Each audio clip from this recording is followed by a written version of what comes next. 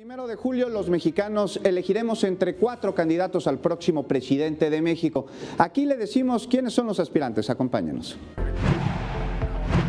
Serán 4 los contendientes a la presidencia de la República. El Consejo General del INE validó ayer el registro de Ricardo Anaya de la Coalición por México al Frente, conformada por los partidos Acción Nacional, de la Revolución Democrática y Movimiento Ciudadano. José Antonio Meade, de la Coalición Todos por México, integrada por los partidos Revolucionario Institucional, Verde Ecologista de México y Nueva Alianza, y Andrés Manuel López Obrador, de la Coalición Juntos Haremos Historia, del Movimiento Regeneración Nacional, Partido del Trabajo y Encuentro Social. Además, reconoció la candidatura independiente de Margarita Zavala.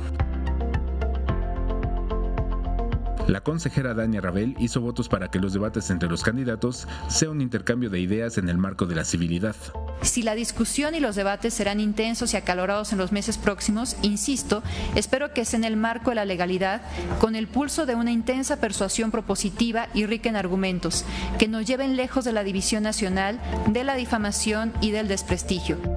En la misma sesión, el Consejo General del INE aprobó el registro de fórmulas de candidatas y candidatos al Senado de la República y a la Cámara de Diputados, por los principios de mayoría relativa y representación proporcional, presentadas por los 9 partidos políticos nacionales, así como las coaliciones Por México al Frente, Todos por México y Juntos Haremos Historia. En la postulación de candidaturas se verificó el cumplimiento del principio de paridad de género y en al menos 13 distritos se postularán candidatos indígenas.